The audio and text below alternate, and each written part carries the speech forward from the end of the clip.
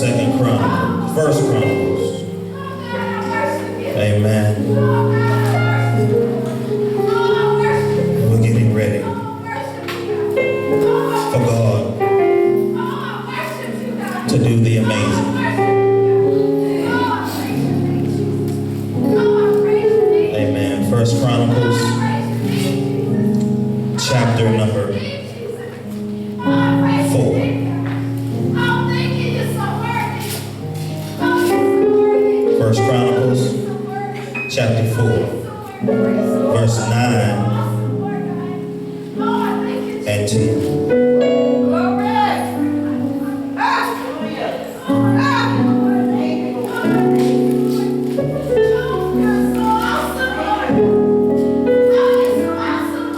And the word reads, amen, and Jabez was more honorable than his brethren. And his mother called his name Jabez, saying, because I bore him with sorrow. Verse 10, and Jabez called on the God of Israel, saying, oh, that thou would bless me indeed, and enlarge my coast,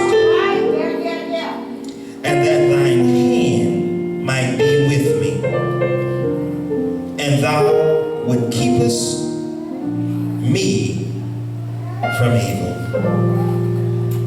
that it may not grieve me. And the Bible says, and God granted him that which he requested. Today, we're going to be teaching and preaching from the topic, give me room. We're going to be preaching and teaching from the topic on this morning, give me room. I need some room. I need some space for what God is getting ready to do. So I need you to give me some room. I need you to back because God is getting ready to do something, and I'm going to need more space for what I am asking God for. Dear Heavenly Father, we thank you right now for the word that you have sent in this house to change our life for the rest of our lives. God, we're expecting right now, God, for you to do what your word promised that you would do, God. Right now, we're expecting right now a change, Lord. We're expecting right now a release, God. We're expecting right now, God, for you to do a miracle in my situation. I declare it and I believe it right now in the name of Jesus. I ask that you soften our minds and our hearts so that we can receive this word from you. Your darling and precious son, Jesus' name. Amen. Amen. You may be seated in the house. Book of First Chronicles 4. This is a new series that God has entered us into, and I am standing in agreement for what God is saying about not only this ministry, but what's going to happen and what's going on in your house. My belief is that we are on the cusp of God opening doors that we didn't even imagine could be opened. My belief is that in this season, God is getting ready to do things that we've been praying about for years, that we've been seeking him for years, that God is getting ready to do the amazing. Right now. I come to the understanding that any time that things get a little warm and a little hot, any time in your life where you get to the precipices where there seems like there are challenges on every end, it's a signification that God is about to do something in your situation. When I go through the Bible, when I look through the Bible from different testimony to testimony, from different story to different story, I see where every time something big happened, that God was just getting ready to open the door, amen, for a blessing that you could not even imagine. And so now there is a signification for me that when I am struggling or when I am dealing with or when I am going through, that it's just a reminder that God's getting ready to do something in my life. Yeah. It used to be a detractor. I used to feel like when something was going on that it would cause me to feel like I was outside of the will of God. But what I have recognized is when things start going haywire and crazy, it's because the devil understands that we're getting ready to go somewhere. And if he can just distract us a little while, he can try to hold us back from what God has. All right. As I was studying through this chapter number 4, I recognized that starting in verse 1 that it was going through the genealogy of the tribe of Judah. It was saying how people were connected. But by essence, what it was doing, it was going through the family tree of Judah. It was naming who was the mother of who and who was the father of who and whose children belonged where, and it was going through the whole list of the tribe of Judah. And then, for whatever reason, around verse 9, it breaks away from talking about who was connected to who and how who got where into talking about Jacob. And then it goes back to talking about who was connected to who and how they got here. All right, yeah. I need you to understand something, that in the middle of going through protocol, in the middle of going through structure, in the middle of going through what you're going through, God will have a praise break and he will talk about your situation in particular. See, sometimes we get caught up in how we do things and how things are supposed to go and who is connected to who and how. But God is saying, as long as you are connected to me, everything is going to be. All right. Yeah. Okay.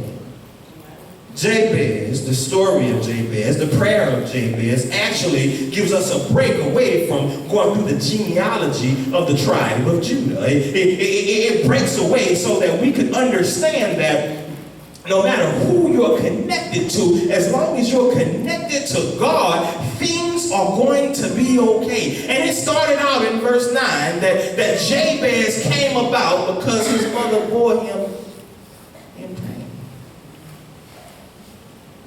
Actually, that he was born in sorrow, and the name Jabez itself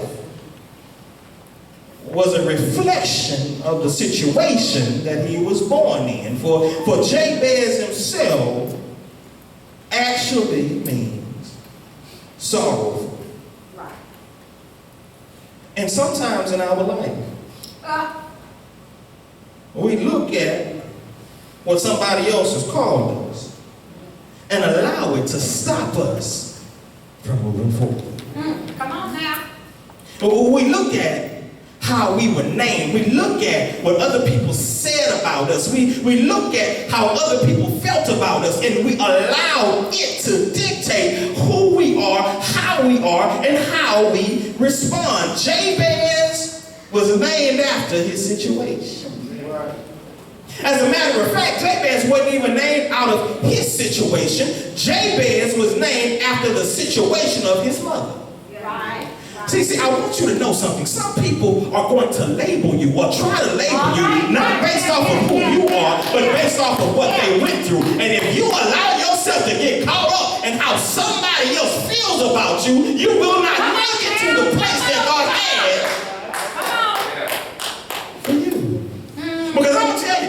people feel like you shouldn't make it. Some people feel like you're not worth it. Some people are saying that you will never amount to anything. Some people are saying that based off of their feeling that you should be this. But I need you to know, I don't care what somebody else called you. My God has called you blessed. All right. I don't care what somebody else called you. My God has called you the head and not the tail. I don't care what somebody else has said. I don't care whatever name they gave you. All right. Come on now. For my God said that you are more than an overcomer. My God said that you would exceed being a conqueror, that you are more than a conqueror. And so while you got caught up in what somebody else said, I need you to know what God has said. All right. Yeah.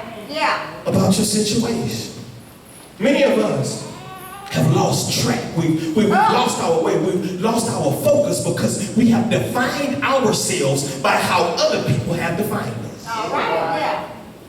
So when somebody else who we may even respect defined us in this area, when they defined us, many of us have defined ourselves in that way.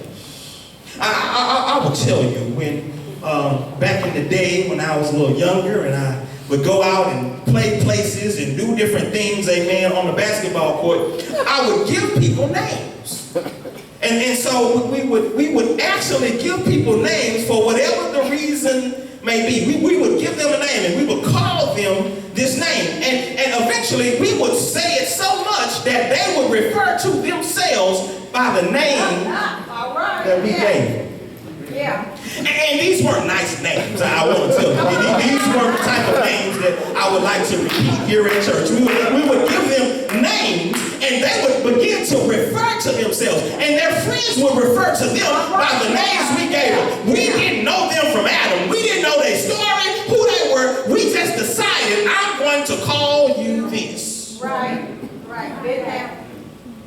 And some 20 odd years later, there are some people who are still referring to themselves by the name that a few mixed up kids gave them.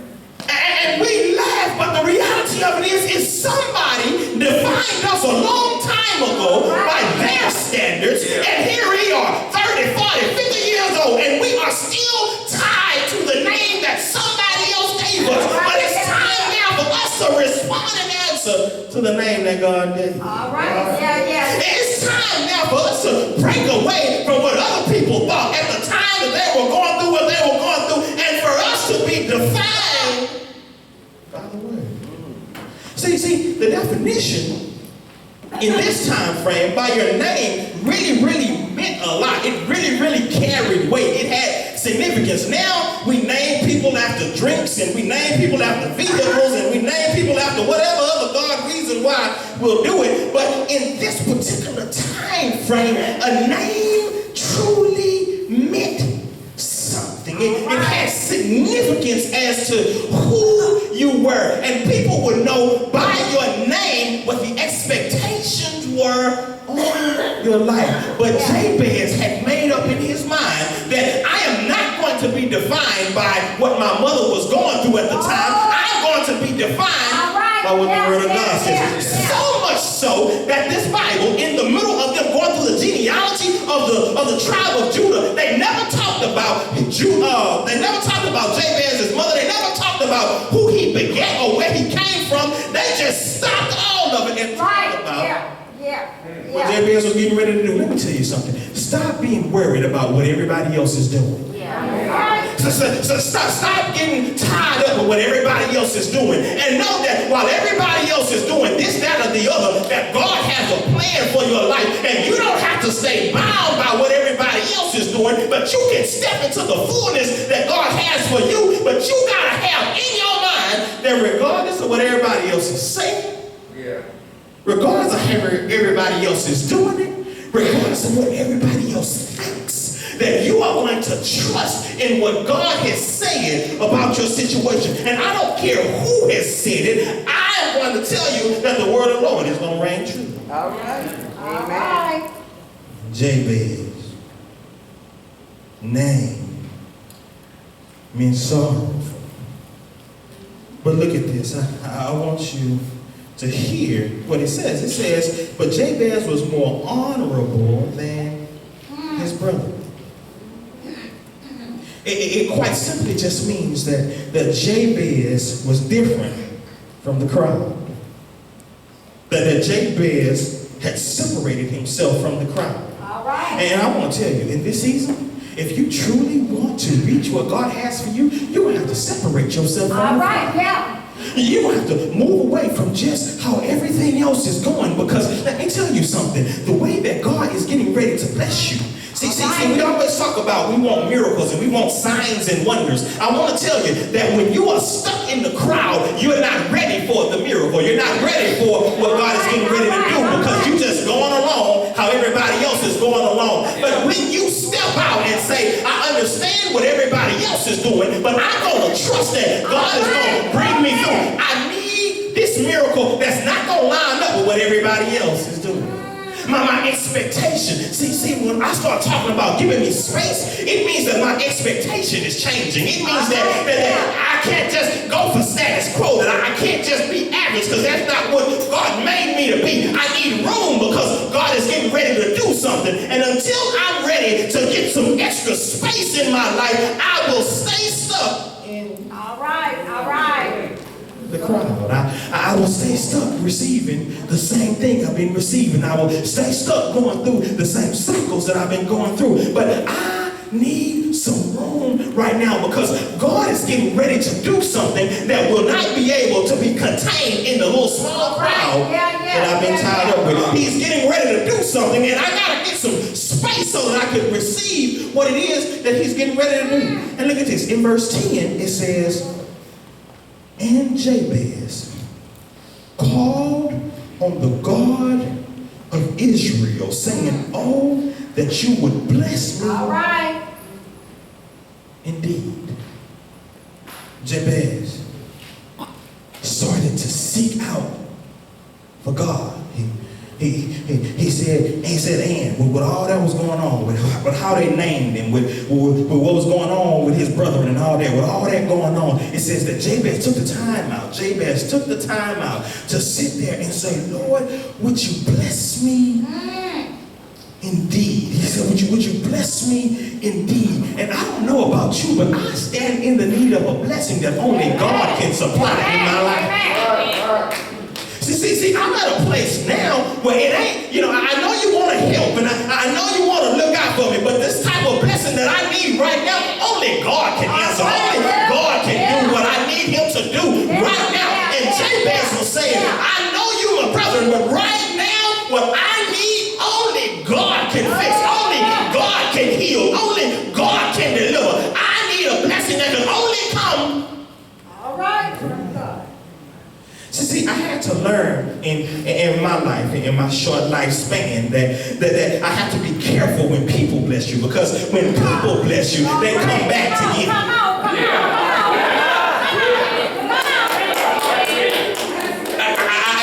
When people bless you, you're going to hear about it a little later. When people bless you, you can't get comfortable, because you're always looking over your shoulder to see when you're going to be reminded of how somebody did something for you. But you got to know in your heart and mind that I ain't looking for a blessing from you. All right. I'm not looking for what you can do for me. I need Jesus right now. I don't need what you're going to try to give me. I need Jesus, because when he blesses me, he will bless me. That will cross generation from generation and not ask me about it, not remind me. I need a blessing from God. I know how you feel about my children. I don't need you to help me with that. What I need is a blessing from God, because I need them to be delivered. Amen. Come on now. See, you want to talk about it. You want to say, let me help you, so then you can go back and tell everybody else, I picked up Susie's kids and she couldn't come pick them up. No. See, I don't need you to deliver them to the house. I need them to be delivered unto God. And I can't get that type of deliverance. All right. Nobody but God. What I need from God is so large that I have to first ask him for space to be able to receive what it is that he wants to bless me with. I gotta tell him, Lord, I need you to move some stuff out of the way. See, when Jabez was praying this prayer, he was saying, I need you to move some stuff out of the way because I need to hear from you. I need to be blessed indeed. See, that word indeed places emphasis over what it is that you're asking or what it is that you're saying. When Jabez said he needed a blessing, it had to be critical because he followed it up with the phrase indeed, meaning that what I need from you right now, God, I really, really need. All right. Yeah. You know, many of us, we have different things that we say. We'll say things like, I need some shoes. You really don't need some shoes. You really got about 20 or 30 pounds that you can select or choose from. You're just saying, really, that you want some shoes. You don't really need some shoes. I need to go get my hair done. No, you probably just need to comb it back a little bit. You don't really need to do it. That's something that you want to do. I know your answers might be a little rough right now, but you can go another week. You don't need to get that done. It's something that you want to do. But we phrase it as it being something that we need. But I found out, y'all, that when we really, really need something from God, we got a way of saying it where it even sounds different coming out of our mouth. Come on now. You know when you really, really need it, you're not tiptoeing around it. You ain't trying to figure it out. You don't care who looking. You don't care who heard you. You are crying out to the Lord saying, Lord, I need you right now. God, I can't make it without you. You start sweating when you ain't even did nothing. All right. Come on now. Because you are needing a blessing that only God can give, and you need it real, real bad. Amen. He said, Lord, I am asking that you will bless me indeed. I really, really need this blessing for where I'm at right now. Lord, I really, really need you to make a way right now. Lord, where my mind is, Lord, I really, really need you to show up, God. Where my heart is right now, Lord, I really, really need you to show up. Where my marriage is right now, Lord, I really, really need you to show up. Where my finances are, God, I really, really need you to show up. Where my mindset is right now, Lord, I really, really need you to bless me indeed. He said, I need a blessing indeed right now. How many people in the house truly need a blessing?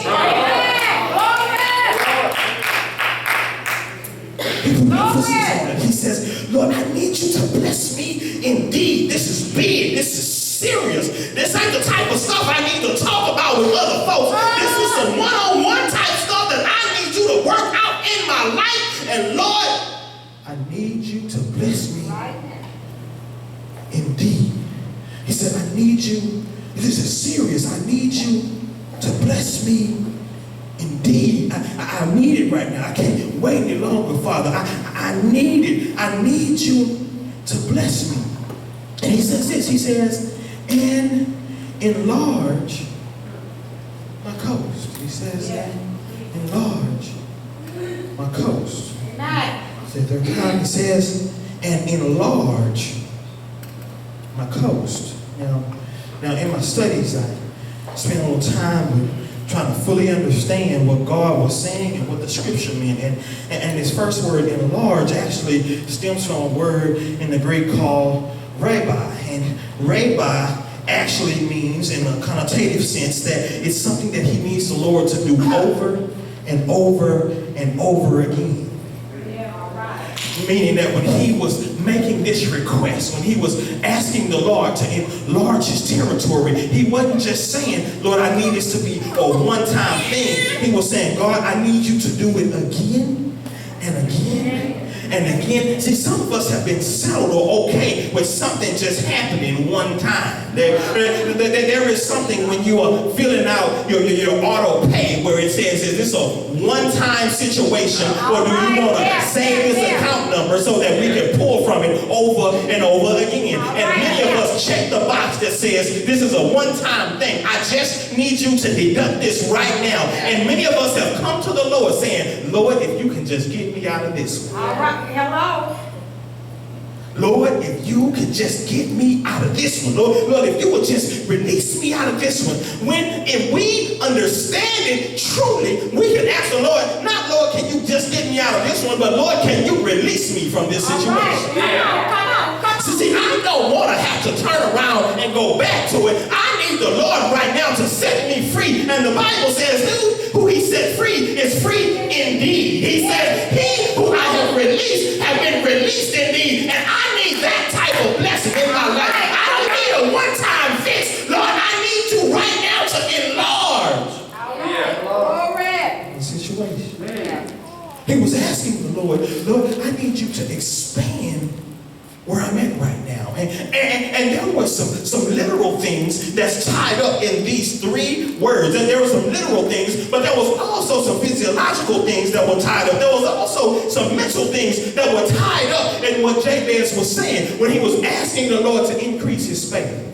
Right, yeah. So I need you to understand this. So when he was asking the Lord to enlarge his coast, and in some versions it says enlarge your territory. When he was asking that, you have to understand, at that time, if you had a plot of land, your plot of land butted up against somebody else.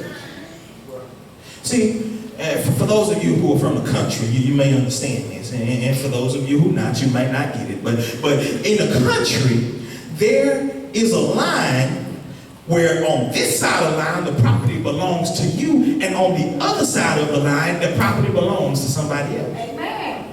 And so I took a trip with my great-grandfather, and we were driving down into the woods, and he showed me where the line was for our property in the country. And so we drove for a while, and then we had to get out, and we walked through some woods, and we made it to a little barbed wire fence, and it was what separated our territory from their territory. Amen.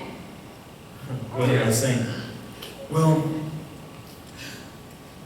when Jabez asked for the Lord to enlarge his territory, it would infringe on the territory of his enemies. All right, come on now. Come on. Oh, I need you to get this.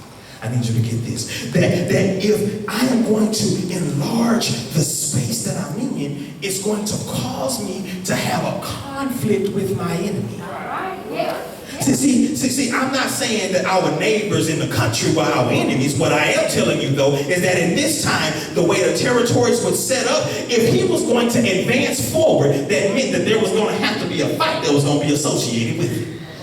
So I need you to know that when you are praying that the Lord is to enlarge your territory, you got to know that it's not going to come without some type of struggle in your situation. Because the enemy recognizes that you're trying to get outside of the box that you've been in for a long time. And if you are asking the Lord to expand your territory, it's going to cause the enemy to get upset, and he's going to try to come back to take your stuff. See, when you are praying for your kids and it seems like all hell starts breaking loose, it's because the enemy understands that you're trying to enlarge your territory. You're trying to bring your kids back home, and it's something that they may have a stronghold on. He said, Lord, I need you to enlarge my territory. He was saying also this. I need you to get this. He was saying, Lord, I need you to expand my mental capacity. Yeah. If you're going to trust God for that which you've been praying for, you're going to have to start thinking bigger about your situation. And more so, you're going to have to start thinking bigger about your God. If you're going to ask God for the Lord to do all of these things, your mindset can't stay small while you're expecting great things from the Lord.